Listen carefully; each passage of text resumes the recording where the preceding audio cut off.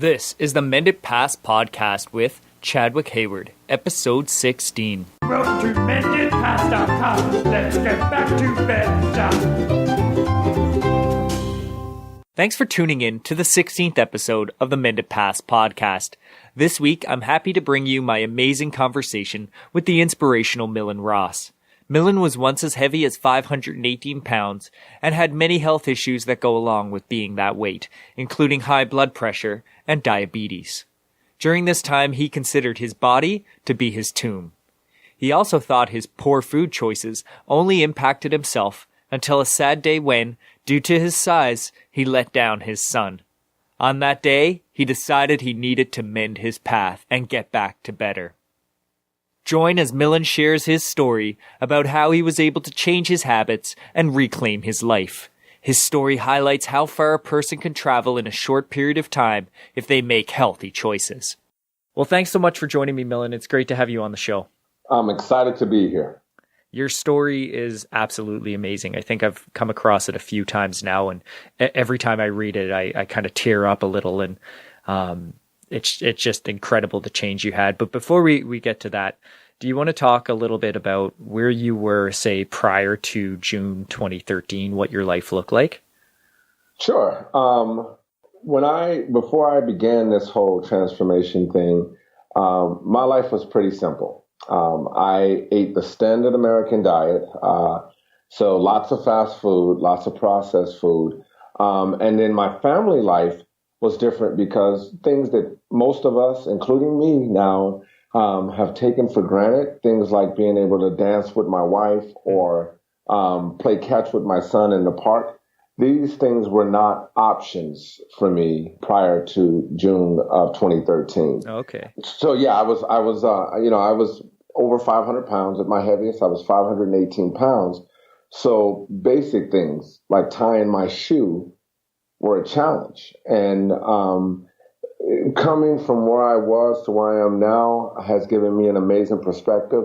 But when you're in that moment every day, I'll just be frank with you. My body felt like my tomb. I felt like there was just going to be no escape. I was going to be stuck in it forever. And I thought forever would be quite short given my health conditions. Yeah, that can't be a good feeling. No, not at all. So your diet was fast food, that kind of stuff. Did you eat at home or? So it's funny. I was what I call a closet eater. Okay. So let me explain to you because it's embarrassing. You know, you go when a morbidly obese person walks into a McDonald's or any other fast food chain and order, people look and they pay attention. Yeah. So I would do things like this. I would go in and order a double quarter pounder meal with an extra quarter pounder.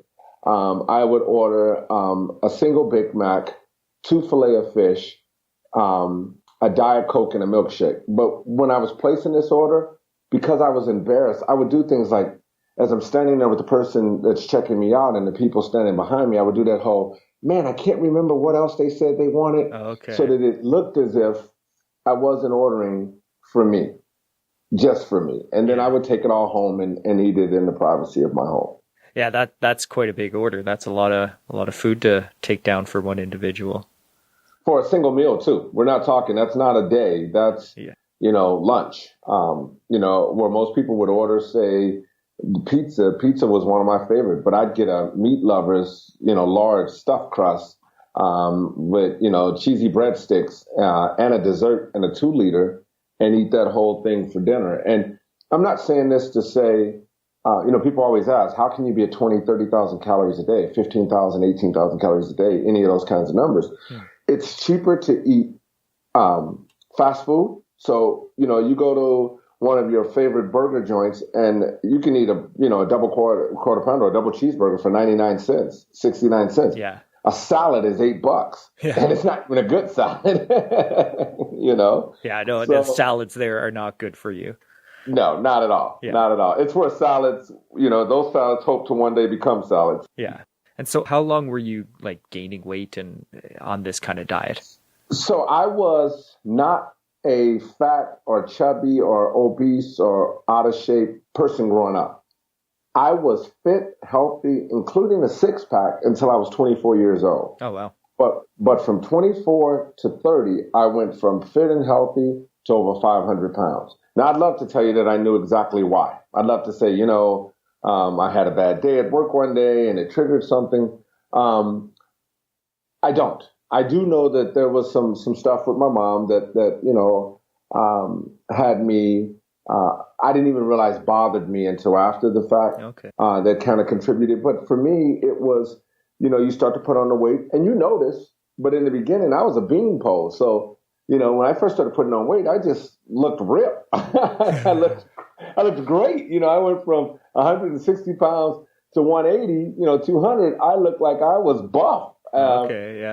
But as it kept going, it got to be out of hand. And then you reach a point, what I call the tipping point, where you wake up one day and you realize, oh my goodness, like it's way out of control. And you feel like there's no way to escape it now. Now you're hopeless. Now every day you're waking up and you're worried that this is it. You're not even worried. You know that this is it. And given my history, me being African American, I was told that, things like high blood pressure and high cholesterol, all of those things was just my destiny.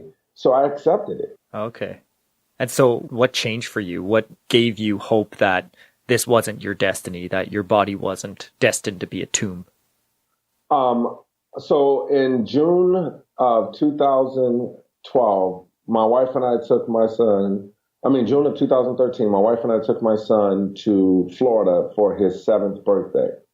Now, my wife had never been, my son Nigel had never been, I had been a couple times, but they were super excited. So my son and I, for 2 weeks leading up to this trip, we stayed for over 2 weeks there. We booked and bought tickets to every single theme park. The whole idea was this was a no expense spared, all out vacation. Okay. My son and I got on the internet every day for 2 weeks leading up to that, checking all the rides in every theme park. He had decided that the Harry Potter ride was the most epic ride, and we just had to ride this ride together. So we were planning, and I can't tell you how many times we watched YouTube videos about it, and just we got all into it. Well, that's part of the experience, the lead up for a vacation. Absolutely. Right? Yeah. We definitely had the build up leading up to that moment. When we got to the park on his birthday, you can pay and go in a little earlier. And so we get there, we're like at the front of the line.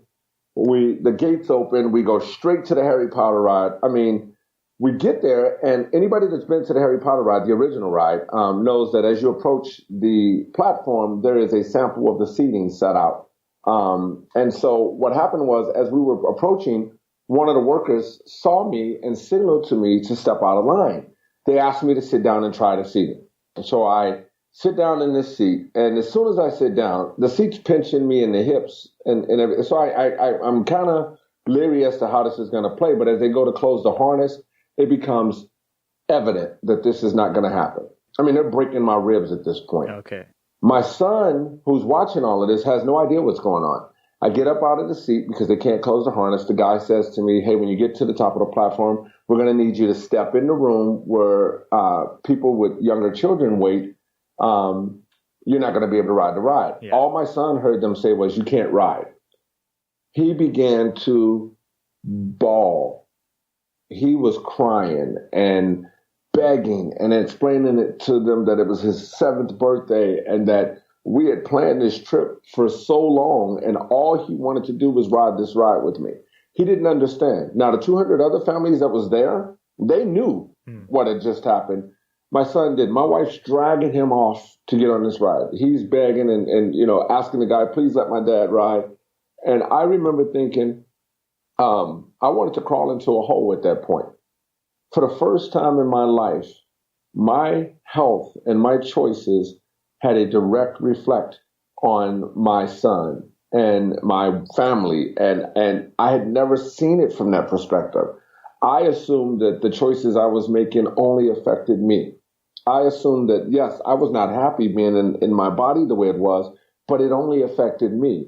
In that moment, I realized the dramatic effect that it was having on my son. So even though we played catch with me sitting on a chair in the middle of the yard, and if I missed the ball, he had to go get it, I had somehow rationalized that in my mind. Yeah. But not being able to get on that ride with him on his birthday and watching him beg and plead and realizing there was nothing I could do and realizing that it was self-inflicted and I had essentially lied to him because I hadn't made sure that it was going to be okay. That hit me. And it was in that moment that I decided, I worked at Whole Foods Market at the time.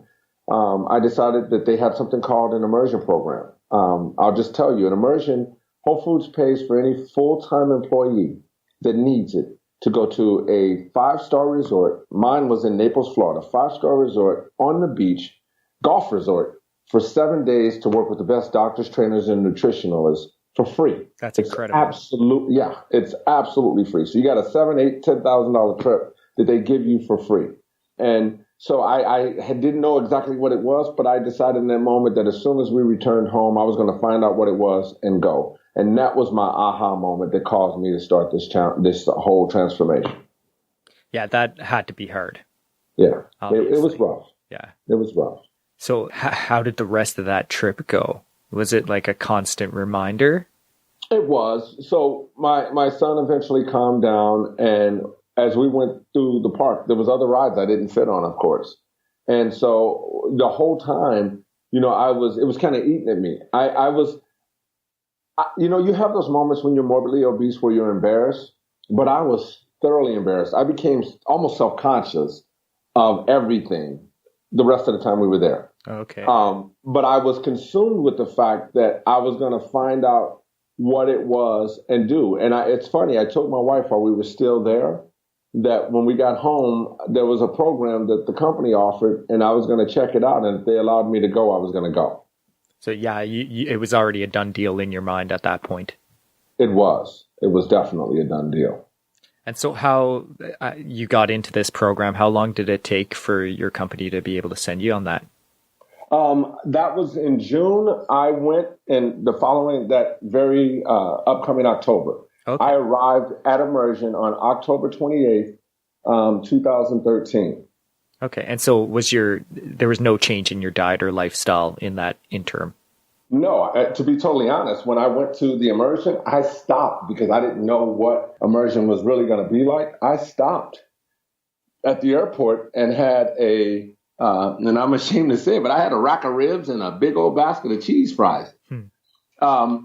Because to be honest, my thought was as much as I wanted it to change, I had tried so many other things. And I had I had done decades worth of damage to my body. I mean, decades. It wasn't just that I was obese. I had high blood pressure, high cholesterol, diabetic neuropathy. The list went on and on. I had a disease called burning thigh pain is the common term for it. Okay, yeah. It's where your gut grows so large that it cuts off it hangs over your pelvic bone and pinches the nerve or the femoral artery in your pelvic. And it causes the most excruciating pain you could even imagine in your thigh, in your outer thigh. So it was the reason why I couldn't barely walk or stand for any real length of time. Oh, wow. I mean, here I was, even when we went to Disney, and I walked most of it, but there was days that I got the little cart because it's too much, and so, knowing that that's where we were, I didn't really change anything. It wasn't until I got to Immersion that the change really began to happen. Okay. And so tell me about Immersion. What was it like there? So when I got there, I originally thought, I'll be honest with you, that Immersion was fat camp. I expected to get there and, they lock you in a room somewhere. I had seen all of the Biggest Loser shows and whatnot. So I'm thinking, man, it's going to be, just grueling exercise every day. Pop you on a treadmill and knock you donuts and away you go. Absolutely. And you're like, 2 seconds away from a heart attack the whole time. That's what I thought. But when I got there, it was nothing like I expected. Okay. There were people of all shapes and sizes. You have people who look physically healthy, who were more unhealthy than I was. Okay. That are, they're technically slim, but they had a whole range of problems, far worse than mine in some cases. And so what I realized was 2 things happened at Immersion. I realized that I wasn't alone. So all of these years of shame and you don't really want to talk to anybody and You try to avoid the conversations. Your friends and family don't really mention. They see you getting, exceedingly larger, and they never say anything. All of that went away because here I was. There was people big like me. There was people that wasn't big like me. And to be honest, those people that I went to Immersion with 3 years ago, we're all still friends. In fact, in my book, all of their names have been changed, but all of them appear in the book. Those are real people that I talk about. Oh, that's awesome. In the book. So it was that experience. I got to say this on day 2 for me though at Immersion, we had a guest speaker. His name is Dr. Sean Stevenson. Dr. Stevenson is about 3 foot tall. He he suffers from a disease called brittle bones. Oh, okay. So he is, he got up and he gave this speech called "Get Off Your Butt," not B-U-T-T, but B-U-T. So I would do this, but okay. His whole premise behind that talk was, when he was born, they basically told his mom, because he came out with so many fractures when he was born. Just from being born, just from passing through the canal, it broke him up pretty good. They said, "Oh, you'll be lucky if your son lives through the week." Oh, then it was for the month. And one of the things he said was, he says, he's in his late 30s, early 40s now. He said, "I've outlived all of those doctors that said I was going to not be here anymore." My point is that he gave his speech, which was the most inspirational thing one of the most inspirational things we heard while we were there. At the end of that, he said, "I want everybody to stand up and tell their why." And I wasn't going to get up. And it was funny. He pointed at me, and I ended up getting up out of the seat. And the whole time, I'm like, I'm not going to talk. There's no way. This is day 2. So day 1, you have an introductory reception and a dinner, and you don't really know anybody. You have a roommate that you really don't know, that you're still trying to, figure out on day 2. Yeah. This is like midday day 2. You still don't really know anybody. And he's like saying, "Get up and tell everybody why you think you ended up in the position you're in." So as I walk to the mic, I'm the last person at the mic, and I'm like, I'm not going to talk. And before I know it, I started to talk and share a story. And I'll share a little bit of it with you right now, if that's okay. Yeah, please. My mom and I had a tradition. And let me say this. I never thought that this was a problem until in that moment, in that room, that I shared this. Before that day, I had never spoke of it publicly. My wife and I were the only ones that have ever talked about it. But my mom and I had this tradition. I was born on December 30th at 3:03 in the morning.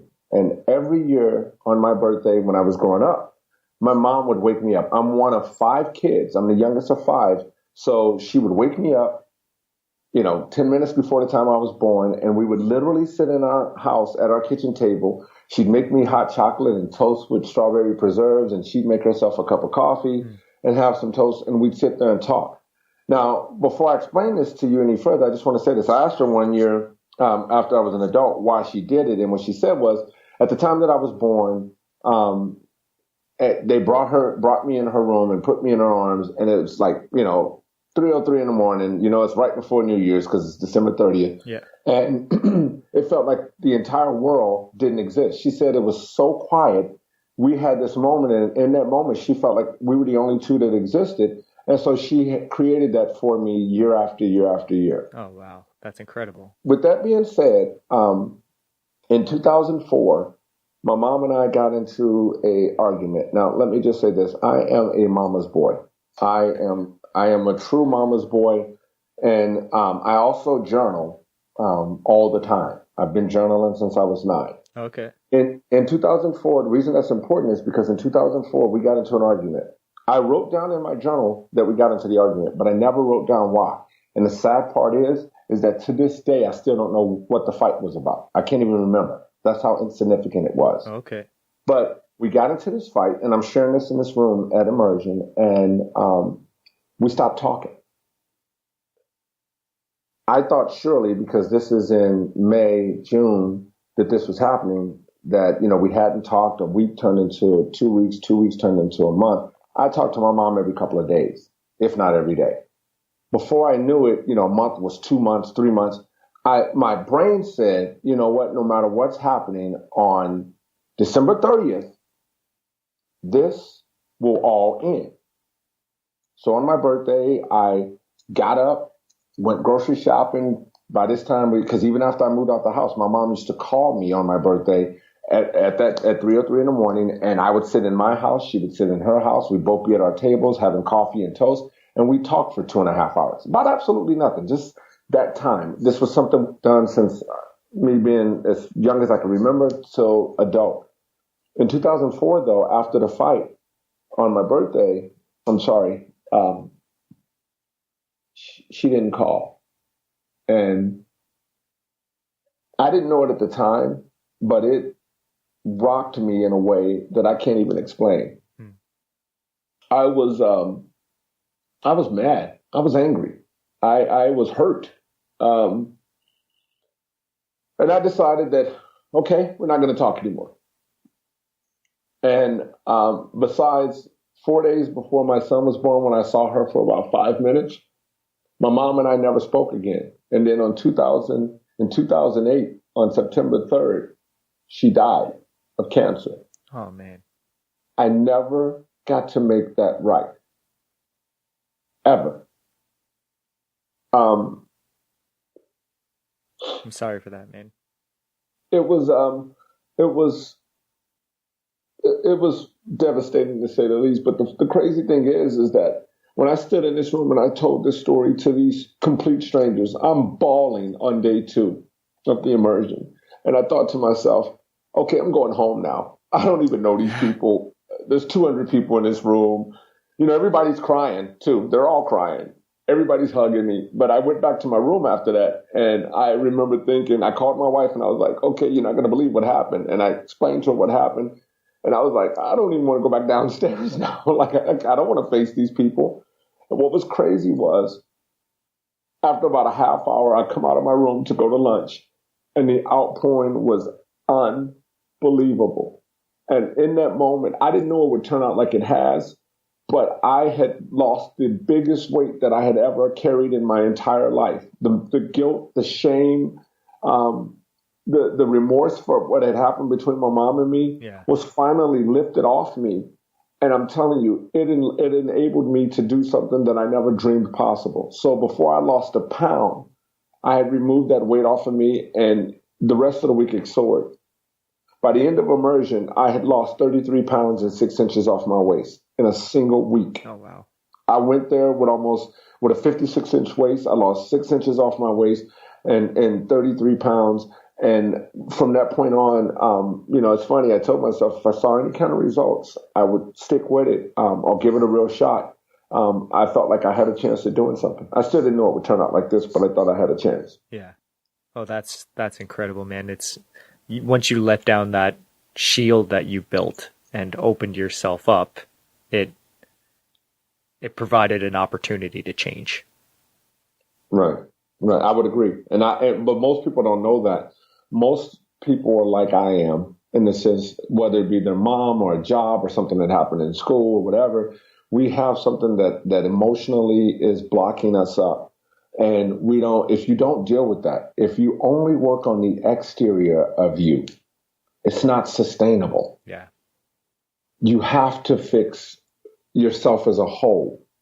And so when you're morbidly obese, and you're struggling with that, there's more to it than just you not exercising. There's more to it than if you don't fix the whole of you, then none of the results that you get will be sustainable, because the cause of all of that will still be there lingering and can rear its head at any point. Yeah, a lot of people use food to fill a void in themselves. Absolutely. It was my drug. It was my drug of choice. And the crazy thing is, it's the one drug that is socially acceptable. Yeah. Nobody looks at you if you're at McDonald's. You know what I mean? They don't care if you're you're going to the fast food restaurants, if you're eating junk food. Yeah. They judge you when you're obese, but they don't see it as a problem with you eating those things every day. Yeah. Nobody's judging you. They judge the destination, but not the path. Yep. Yeah. I like that.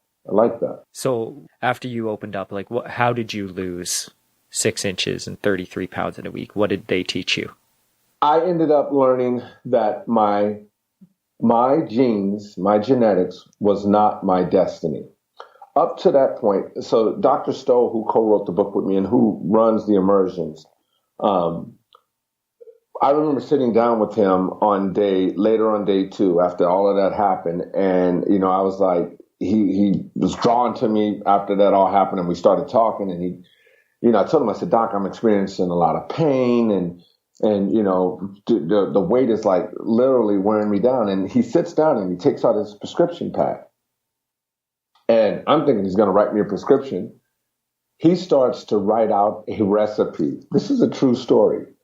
He writes me out a smoothie recipe. And I think to myself, he's the first doctor that I've ever heard of that went, instead of writing the prescription, he wrote a recipe for me to do it, which was amazing. And I thanked him so greatly for doing that.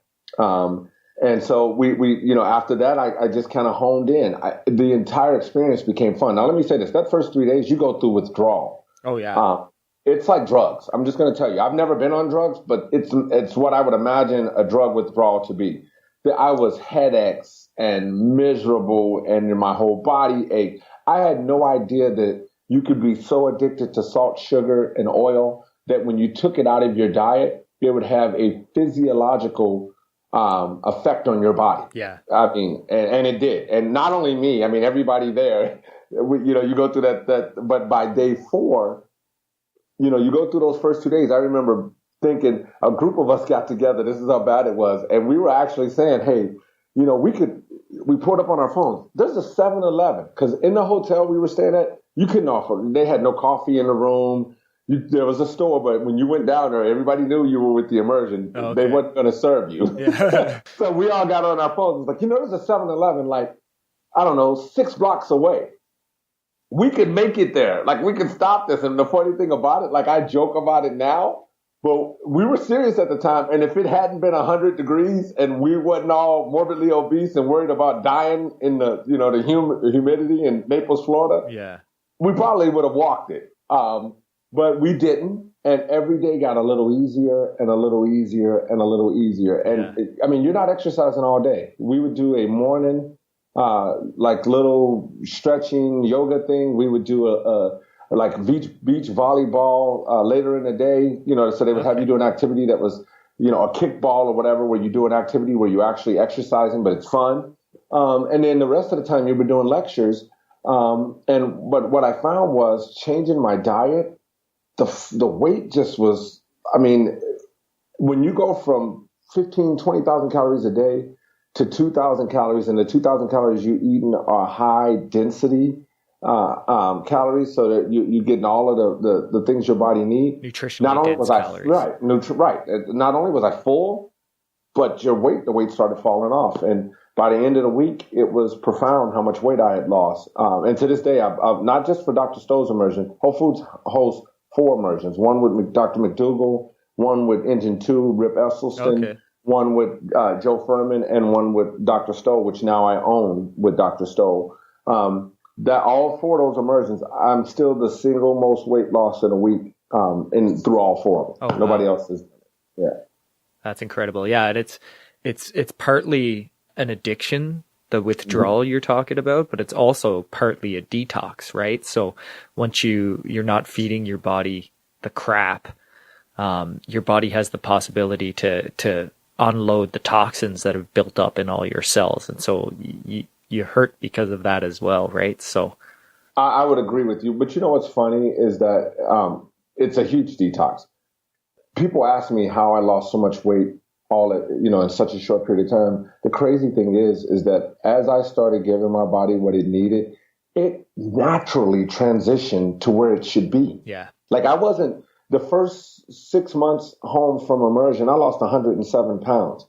I was too big to be like vigorously exercising. I walked for 15 minutes on a flat, slow treadmill. Yeah. 15 minutes turned to 20, 20 turned to 30. By the end of that 6 months, I was walking. I'm not talking jogging. I'm talking a slow, not a brisk walk, a slow walk on the treadmill for about an hour a day.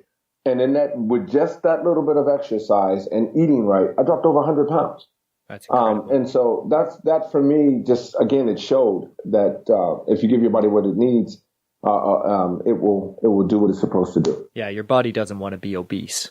No, it wants to be healthy. That's right. And to be honest, I was preventing it. When you're eating like that, you're stopping it from being healthy. Every day you're causing it not to be. And the minute I stop poisoning myself, that's a great way to say it. The minute I stopped poisoning myself, my body healed. Yeah. Well, it's profound to think of it that way, that like every time you go to bed at night, your body starts the healing process. And then you wake up in the morning and what you put in your mouth determines if it's going to continue to heal or if it's going to stop healing. Yep. Right. And you can keep resetting that clock by what you eat, or if you stay on it, like I said, 3 months in, it was 70 pounds. 6 months, it was 107. 18 months, I was 170. And to date, I've lost more weight than I actually weigh. Oh, that's incredible, man. And so how did life change in your family after you got back? So after I called my wife, because one of the things they teach you at Immersion is they say you're going to purge your fridge. So you go home, and I was so excited, and I called my wife. That call to her the day that I was to return home, after finding out that I had dropped the weight, my triglycerides had fallen, my blood pressure was normal. That was crazy, by the way. My blood pressure, they took me off my meds there and told me to report to my doctor as soon as I got home, because my blood pressure was now normal. It hadn't been normal in 18 years. And 1 week. And in 1 week, my blood pressure was normal. And so I told my wife all of this. I was like, I lost 33 pounds. And I'm sure you can imagine that call was very emotional. I'm like in tears. She's in tears.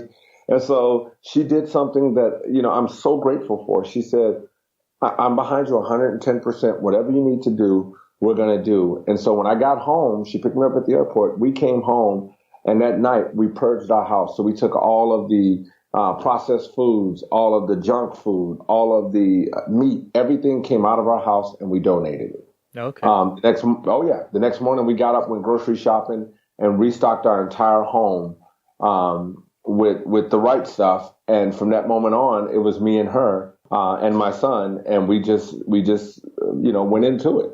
So they taught you what to cook or what to buy at the grocery store. They did. They had cooking classes. They teach you label reading. Okay. They taught me all of the things that, like I said, one of the things I tell people now when I do speaking engagements is I tell them, you want to shop. If you go into a grocery store, have you ever noticed that in 99.9, I won't say all, because I'm sure there's a grocery store out there that will redefine this.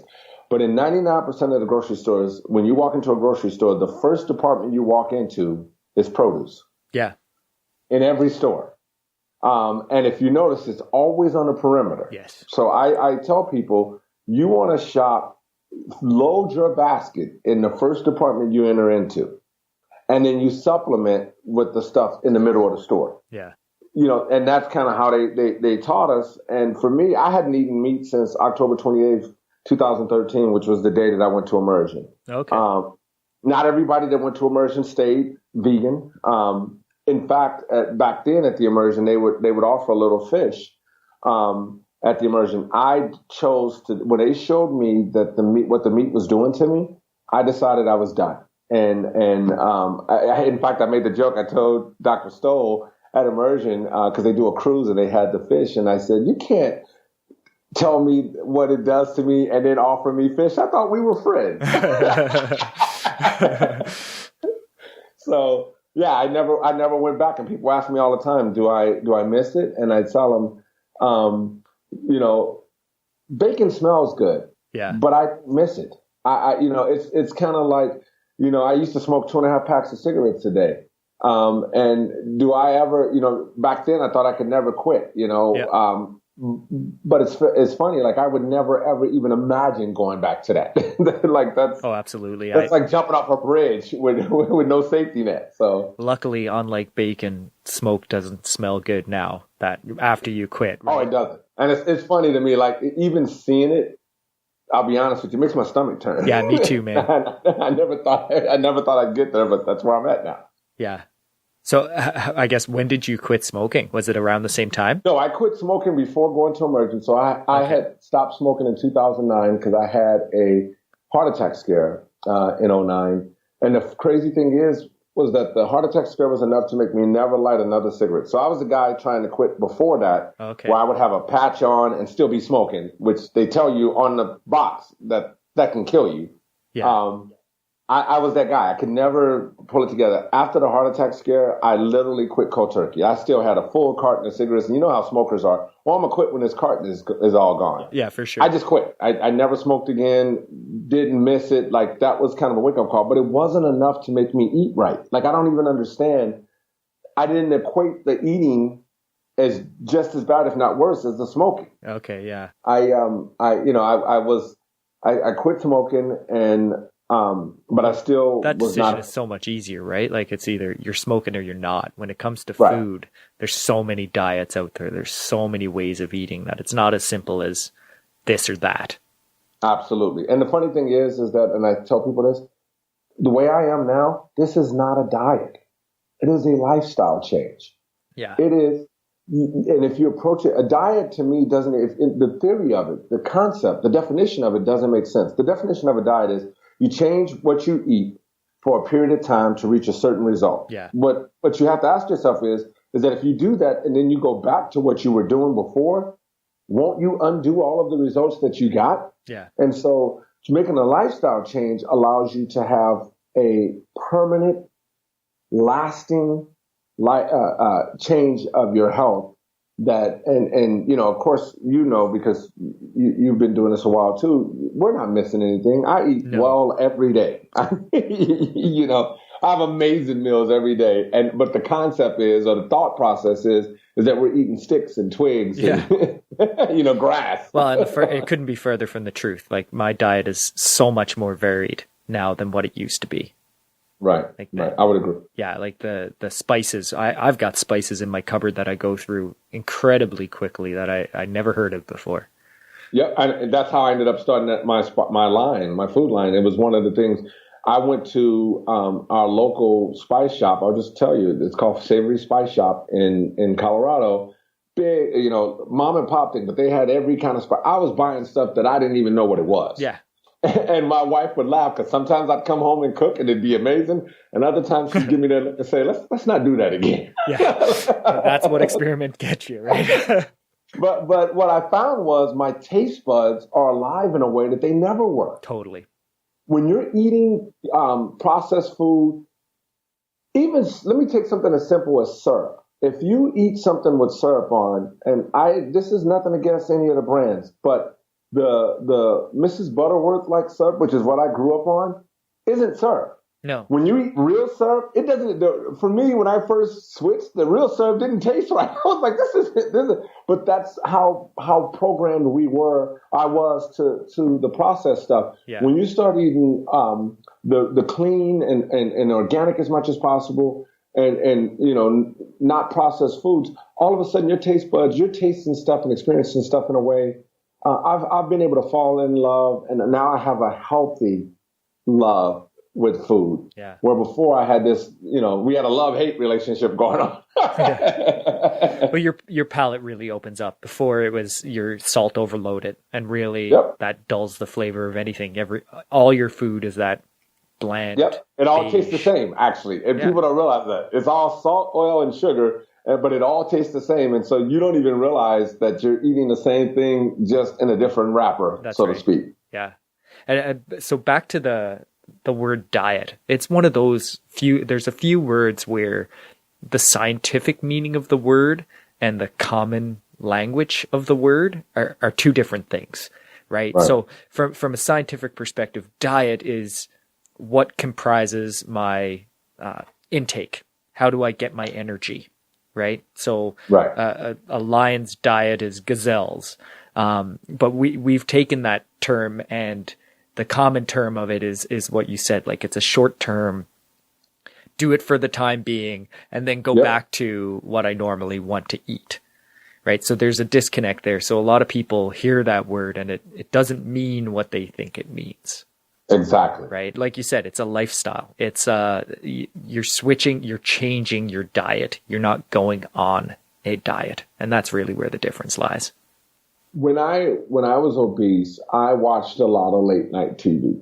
So I wasn't sleeping well. And the crazy thing is I have bought every gadget and pill ever made. In fact, at one point I was going to put a picture in my book that showed all of the gadgets that I had bought over the years. To help you sleep. To help me get healthy. Oh, okay. So, they have, if you do this exercise for only 5 minutes a day, you can look like the supermodel that we hired who never saw this equipment before they walked in and took this picture.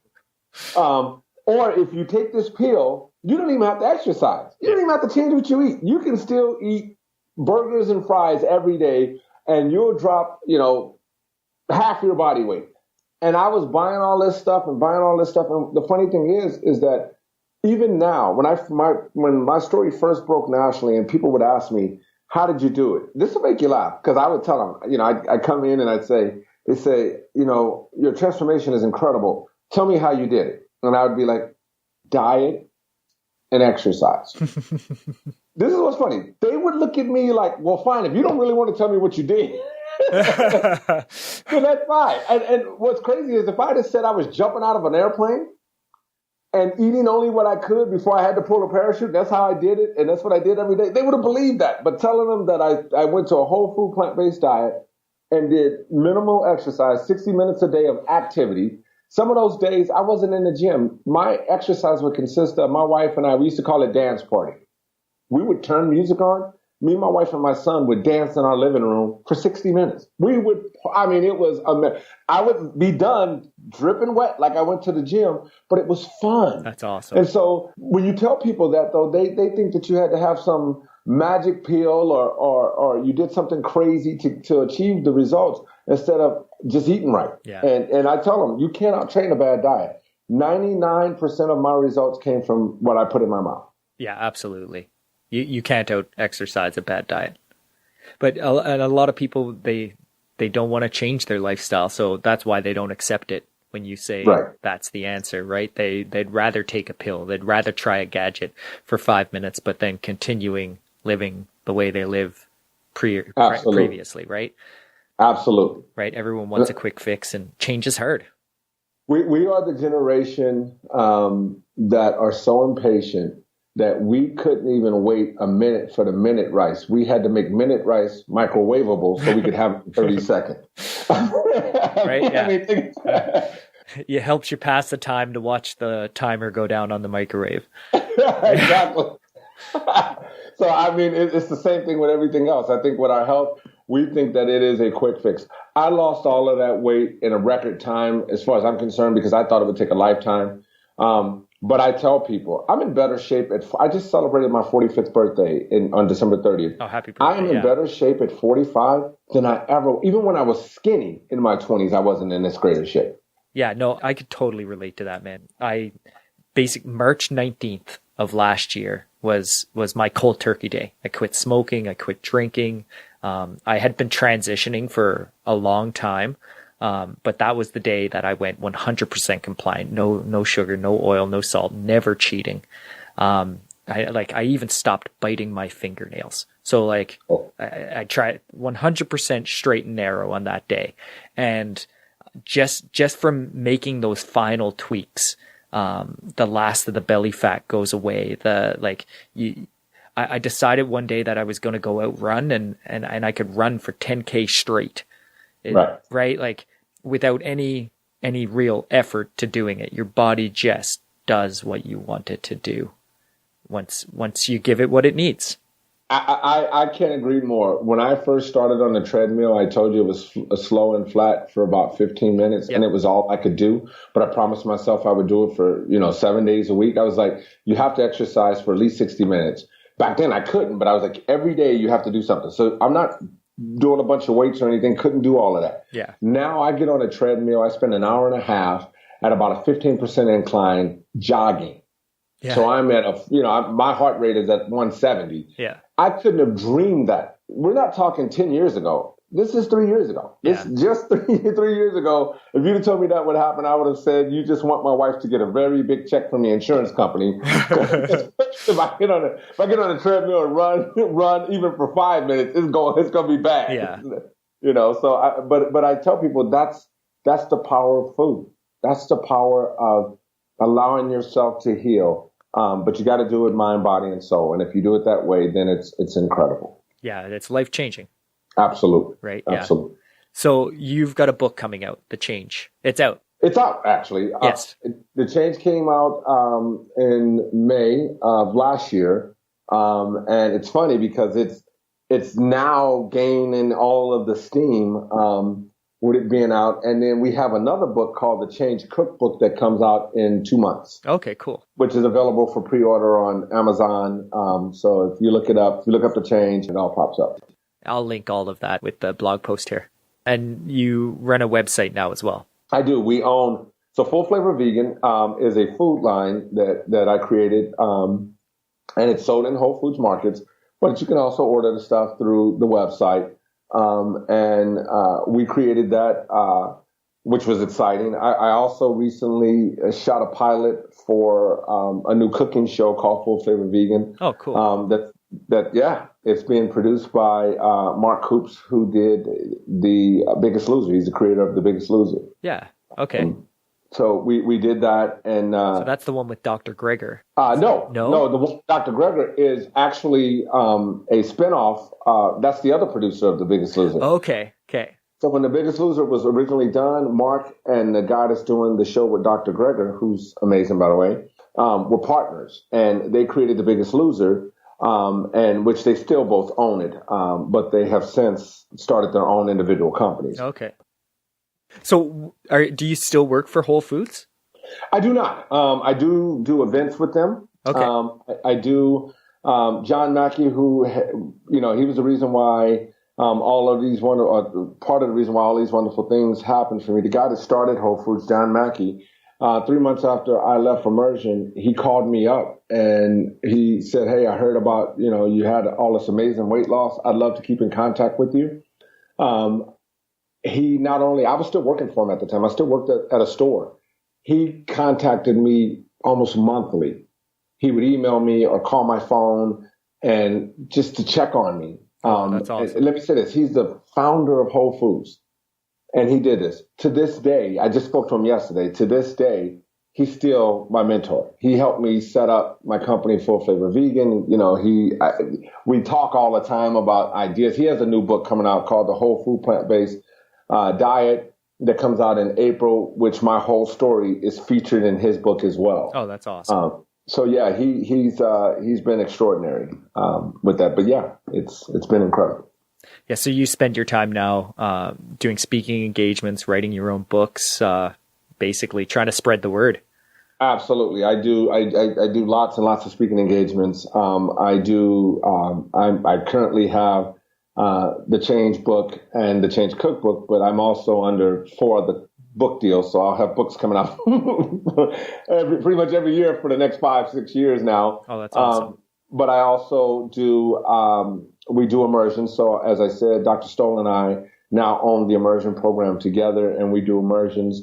I speak at all of the immersions. So I speak at Engine 2 and McDougal and all of these guys. Okay. But we also do, I was just in the movie Eating You Alive, which also has James Cameron, who did Avatar, and Samuel Jackson. Yeah. It's an amazing film. Look it up, go see it. Please link to it in this because people should see it. I will, and I have. Yeah, it's an incredible. Yeah, I think Dr. Brooke Goldner, she's been on the show. She was in it. Dr. Michael Greger, I'd love to have him on the show.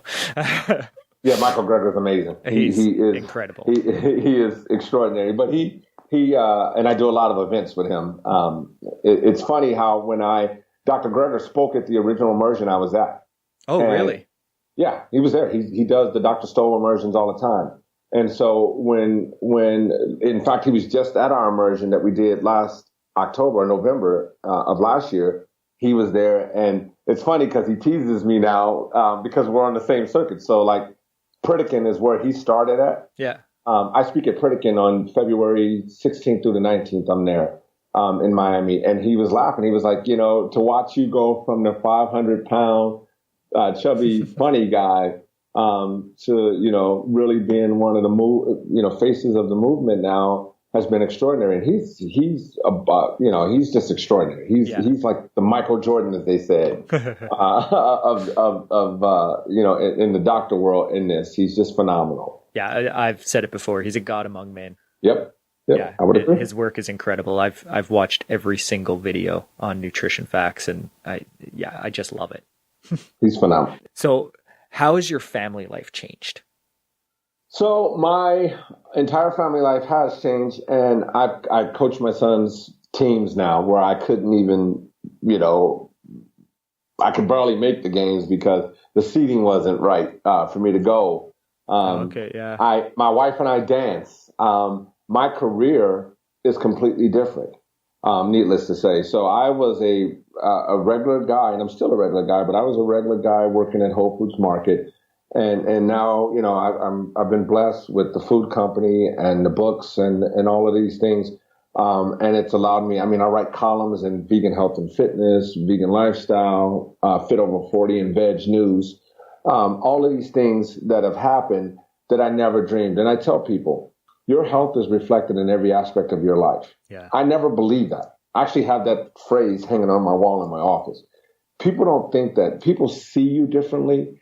Your mindset is different. Your health, when you're not at 100%, it's hard to do anything. Yeah. I don't care who you are. Even if you're not obese, if you're not at 100% physically, if you have a cold, you're a lot less effective at work than you are when you don't have a cold. And that's what I tell people. So you don't have to be obese. It's just you're not there. When your body is firing on all cylinders, I feel like I got the V12 twin turbo engine now.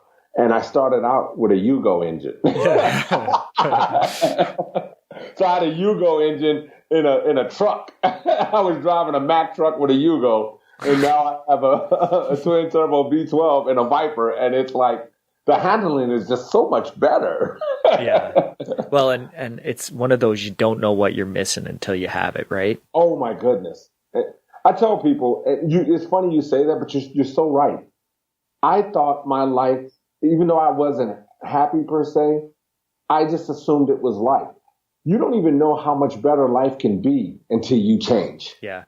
And then you're like, oh, I missed 18 years, And that's why I want to say this too. I didn't do this to be famous or to be in the public eye or do any of that. When I first got offered the chance to do the book, I'll be very candid with you. I turned it down. I didn't want to do it.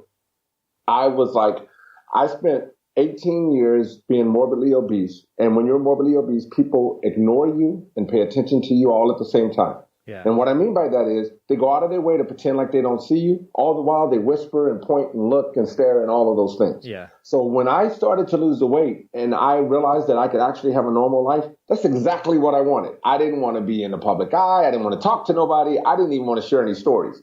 But then I realized that there's 85 million other people. And this is how I did it. I posted a picture on my Facebook account, and it's still up there months and months, years ago on there. And you could see the transition of my face. There's a picture of my face as it transitioned. Okay. And somebody wrote me an email and said, hey, I just want you to know that I see your pictures and it's inspiring. I would love to talk to you at some point. Now, I was still working at Whole Foods. I ended up calling this person up. They gave me their number. I called them up and we talked for about 4 hours, literally. Oh, wow. When I got off that phone, I realized I had no right to not share this because that person had no idea that what I was doing was even possible. Yeah. And so I was like, you have to put this out there. You have to make this so that everybody sees and knows that this is doable. I've had no surgery, nothing. The only doctor intervention I had was Dr. Stowe wrote me a prescription for a recipe. He gave me a smoothie recipe. That is the extent that I've had in terms of medical treatment. They've taken me off all my meds, but other than that, there has been no substitute. Interventional medicine, yeah. Right, no intervention. Yeah, so Whole Foods really gave you a gift and you see it as an obligation to pay it forward, more or less. Absolutely. And let me say this. I know that they get a bad rap on a lot of things, and I'm not even going to discuss that, but I will say this. What they do for their team members with this alone, to me, is they changed my entire life. Yeah. Not just my health, my career, my everything. They have changed my entire life. And Mr. Mackey did it, and he didn't have to. He could have just let me work at Whole Foods and be a buyer in Whole Body and never even talk to me. Yeah. He didn't have to talk to me. He didn't have to, he went out of his way, and he did it at a time when I couldn't have done anything. There was no way for me to pay him back. You understand what I'm saying? Like, we had no idea that this would all turn out like this. I had no idea that there would be, books and press and publicity and all. When I was doing this, it was just, I think he did it because he saw that I had achieved a little something with losing the first bit of weight. Yeah. And he just wanted to keep me motivated. And he motivated me to the point of, look at what happened. And so I say to myself, imagine if we had just 5 people do this, or 10 or 100 or 10,000 that understand that this is possible, and they change their lives. All of a sudden, you could have a sweeping change. And I want to remind you of something. It's not just your health. I am helping the planet and all the other animals. And even though I didn't go into being vegan for that purpose, I went in to save my own life. I realized that I'm saving a whole bunch of other lives too. And so the effect could be profound across the board. The more people who hear and see this. What's that ancient proverb, right? A butterfly's wings flap and. Yep, the butterfly effect. I love that. Right. Yeah. Talk about an employee benefit, though. Like, I've never heard of a company giving such a great benefit to their employees. That's absolutely incredible, and I applaud Whole Foods for that. Before my story broke nationally in the press, the entire world had no idea that Whole Foods was doing this. I can't tell you how many times reporters have said, they do what? Yeah. They're like, I'm going to work for Whole Foods. And they never even publicized it. So they could have been saying, look what we do. They never told anybody. Yeah. And so unless you worked there, you would not even know it existed. And they've been doing it. I wasn't the first time. They put over 10,000 employees through their program. Oh my God. They were spending at one point almost $7 million a year on these trips for employees. Wow. That's crazy. You tell me another company that does that. That's mind-boggling. That's mind-boggling. In fact, yeah. Wow, that's incredible.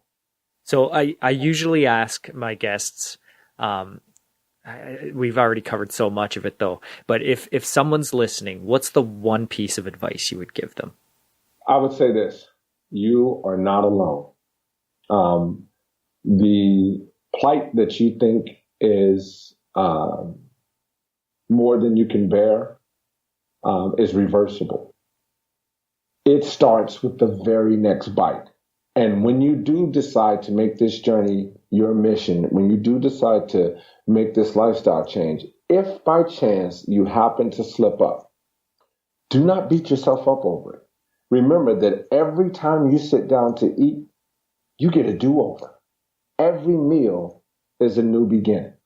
So if you have that moment of lapse, you can start with the very next time you sit down to eat and correct it. But remember that this is doable and it doesn't take a lifetime to do. And the biggest thing that was my biggest thing that I learned, I thought it would take me forever. It doesn't take a lifetime. If you commit to yourself in doing this, you'll be surprised at how profound the effect will be on your life and your health. Well, and that's a problem people have, is they build this mountain in front of them that it's too big of a challenge to overcome. I'm 518 pounds. How am I ever going to get healthy? That's exactly what I used to say. I used to, look at programs like, P90X. I actually bought P90X, and I'll tell you, I got to just say this. Love those guys. But when you're 500 pounds and you buy P90X and you turn it on, 2 seconds into the video playing, you realize, even though they try to say this is for you and at the end you'll look like that, the only way that happens is if you drop dead of a heart attack, because there's no way you're going to do Insanity or P90X when you're in that kind of shape. It just can't happen. Yeah, Tony is awesome, but P90X is not for an obese person. No, but the way it's pitched is you can do this. And I bought it, and it sat in. I still have it to this day. It sat in my case where my videos are for years. There was no way that was happening, and I realized that But that's the mindset. We look for that quick fix. Now I hope that people realize it's not a quick fix. It'll happen pretty quickly. But the whole concept is you commit and you eat. 99% of changing you starts with what you put on the end of your fork. Yeah. It's not the exercise. It's not, all of those things help. But if you're not eating right, none of it matters. So eat correctly and get some rest. You have to rest. That's the other part that people forget. Drink water, eat correctly, a little bit of exercise, and get some rest. The sleeping is just as important as the exercise and the eating. Yeah. Food is first, rest is second, and the exercise is third, actually, because if you're not getting the rest, your body, that's when it does all the repairing. If you're, That's right. if you're not going to bed, it's not repairing anything. Yeah, you can't heal if you don't sleep. Right. No, I agree. So would your mom be proud of where you've come? I think my mom is up in heaven right now, dancing a jig. I'm going to say this. When my book was done and it was about to come out, because a lot happened. So I was on the cover of a magazine in August 2015. That literally launched my story into the stratosphere. Vegan Lifestyle magazine put me on the cover, which I thought they were crazy at the time. They did, though, and it made all the magazines and newspapers start calling. It made the people with the Eating Your Alive movie call me. It made Mark Coops from Biggest Loser call me. It made all of this stuff happen. And I believe that my mom is looking at me. She's proud of the career success, but I don't think that's it. She's looking at me the way I am with my son. And she's looking at the relationship I have with my wife. And she's looking at the fact that my now 10-year-old son literally believes that you can do anything you set your mind to. Yeah. He doesn't believe it because I'm telling him. He tells me all the time, Dad, what you've done is incredible. And he believes that it can be done. Mm-hmm. So those are the things I think she's smiling at. And she's looking at me and saying, you know what? Unlike her, she died of cancer at the age of 64. I have a chance to live well into my 70s, 80s, and 90s, and have a very productive and I made it there, but I'm too sick to do anything, but live and be healthy the whole time. And I know she's smiling. And then I think she looks at the effect that I'm having with other people. I am blown away every time somebody writes me or I meet them when I'm out speaking and they tell me how my story helped them in some way. That's exactly why I put it out there. My whole thought was to simply inspire people and let them see that it is doable. I'm an everyday normal person. I don't have super willpower. I'm not a chef.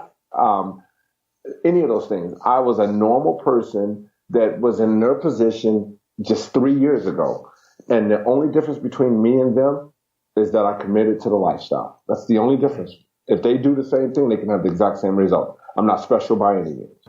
During that bit there, you made me think it's like before when you were standing in the line at McDonald's, you were obese and you felt bad about what you were ordering. And you felt bad about the impacts it was having on your family life. It was spreading negativity with the people in the line who would whisper behind their back. And so that lifestyle spread nothing but negativity to you, your family, to people around you. It was negative.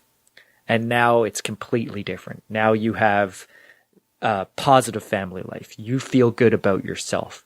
The people that you're interacting with are getting inspiration and hope and motivation. And now it's completely different. That before it's almost like a black hole. Living unhealthy, everything good gets sucked down into a black hole of darkness where nothing positive happens. And when you make the changes for yourself and in your life, then you become this force of positive good, and that spreads around you kind of the same way, but in a much better way. And I would completely agree with you. I want to say one more thing. I would love to tell everybody that I am like just brilliant and, I had this perfect plan to, put all this weight on, take it all off, turn it into a career and all of. I'm not that smart. I am blessed in the sense that I had the opportunity to be exposed to the information. Yeah. And at the time that I was exposed, I was willing to receive the information. A lot of times people hear this.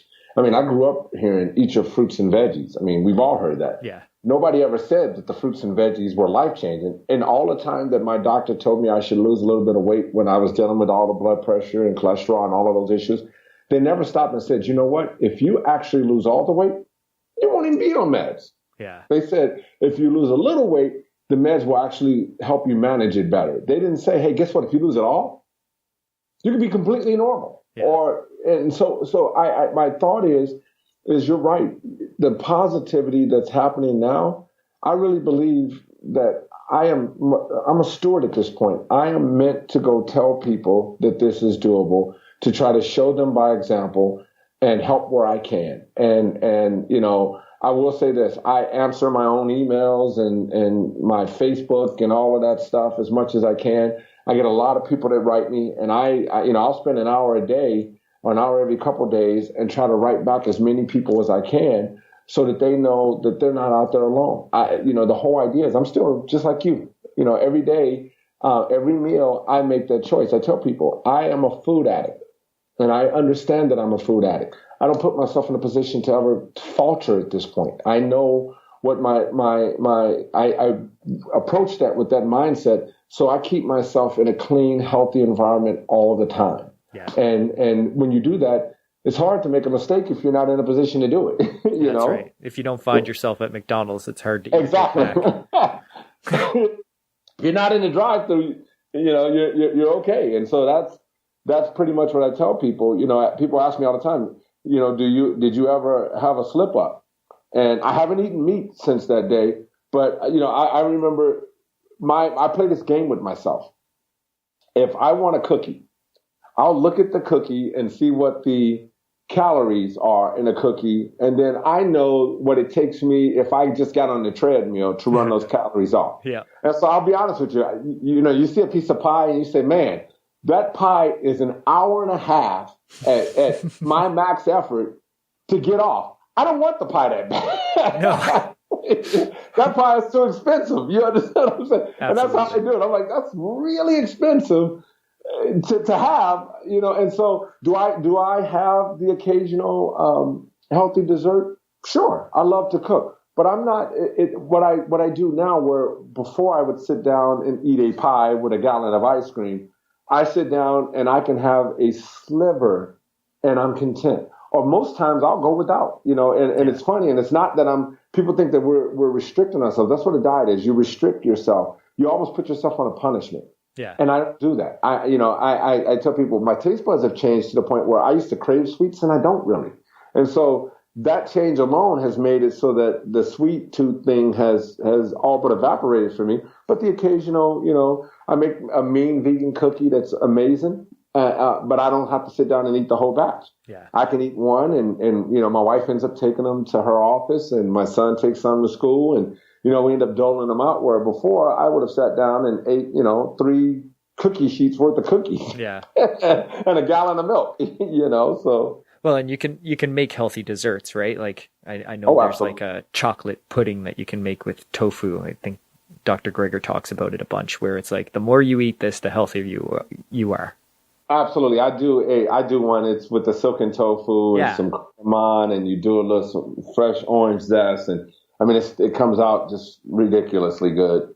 It's better than any store-bought dessert. It's better than any chocolate mousse you've ever had. Yeah. I mean, I do one out of avocado too, and cocoa that comes out amazing. But that's my whole point. You start to explore things that you never thought possible. I eat more diversely now than I ever did when I was eating anything I want. Yeah. Because when you eat anything you want, believe it or not, you just keep eating the same things over and over. Yeah. Going to this lifestyle has allowed me to explore things that I never even would have thought about before going here. Absolutely. There's vegetables I've tried that I didn't know existed. There's fruits I've tried that I didn't know existed. Well, thank you so much for sharing your story. It's been fantastic talking to you today, Milan. I appreciate you having me, and anytime. And by all means, keep in touch, and hopefully this will help somebody listening as they go on their journey. Yeah, hopefully people can make better choices in their lives and start down the path to healthful living. Absolutely. All right, thank you. Thank you. Bye. Well, that's all the time we have for this week. Thanks so much for listening to the Mended Past podcast with Chadwick Hayward at www.mendedpast.com. Did you know that the Mended Past podcast has a resource page? Go to www.mendedpast.com/resources and you'll find appliances, books, DVDs, and supplements. These may help you on your journey back to better. Thanks so much for checking it out. See you all next time. Visit mended.com and get back to better.